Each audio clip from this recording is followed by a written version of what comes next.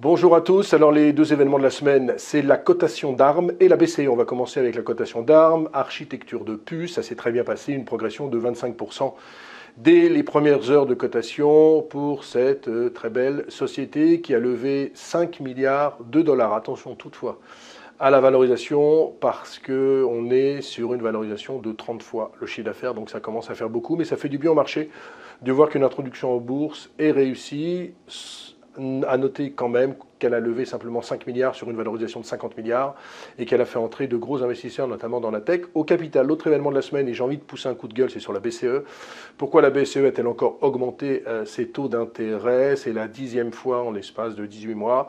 Pourquoi? Tout simplement parce qu'elle estime que l'inflation est encore trop élevée. Elle sera encore de 5% cette année, 3% l'an prochain et 2% qu'en 2025. Je pense que c'est une erreur parce qu'il faut sortir de ce dogme des 2% et aller sans doute plutôt vers les 3%, comme le disait Olivier Blanchard, l'ancien économiste en chef du FMI. Après tout, on est bien revenu sur d'autres critères comme ceux de Maastricht. Vous vous rappelez que selon les critères de Maastricht, c'était en 1993, il ne fallait pas dépasser les 60% de dette publique par rapport au PIB et les 3% de déficit public par rapport au PIB. On les a largement dépassés. Certes, les grands équilibres ont été un peu atteints, mais ça n'a pas non plus complètement détérioré l'économie française. Donc la BCE devrait changer son fusil d'épaule et aller sans doute vers les 3%. Et puis cette hausse des taux intervient dans un contexte assez récessif. Vous avez vu que les derniers indicateurs économiques ne sont pas bons en zone euro, services, industrie.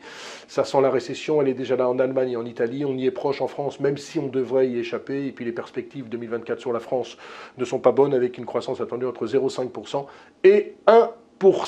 Ce que j'ai envie quand même de vous dire également, c'est que cette politique monétaire risque d'avoir des impacts très négatifs sur l'immobilier qui est déjà dans une situation catastrophique. On estime qu'il pourrait y avoir une baisse des transactions de l'ordre de 20 à 25% et sur l'investissement des entreprises, qui a tenu depuis le début de l'année, qui devrait baisser sur le second semestre. Donc cette hausse des taux, je le répète, est une erreur. Maintenant, c'est vrai que les marchés financiers ont vu ça avec beaucoup de gentillesse. Les marchés ont fortement progressé à l'issue de cette décision de la Banque Centrale Européenne parce qu'ils se disent que c'est enfin la dernière hausse de la BCE. Certes, ils ont peut-être raison, ils ont raison, mais attention à la détérioration sur l'économie, attention aux marges des entreprises qui vont être touchées, d'autant plus que les entreprises vont augmenter les salaires puisqu'on est sur un train d'augmentation des salaires de l'ordre de 5%. Donc en conclusion, pour moi, c'est une erreur de la BCE. Elle était également pas très inspirée en 2008 et 2011 quand elle avait augmenté ses taux. C'était Jean-Claude Trichet qui était à la manœuvre. Elle avait augmenté ses taux, plongeant un peu plus l'Europe dans la récession. Là, c'est également pour moi une erreur. On aurait peut-être pu attendre. Voilà, excellente journée, excellent week-end. On se retrouve la semaine prochaine. Merci beaucoup d'avoir regardé cette vidéo.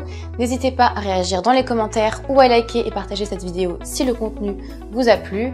Et pour ne rater aucune de nos prochaines émissions, vous pouvez vous abonner à notre chaîne et activer les notifications.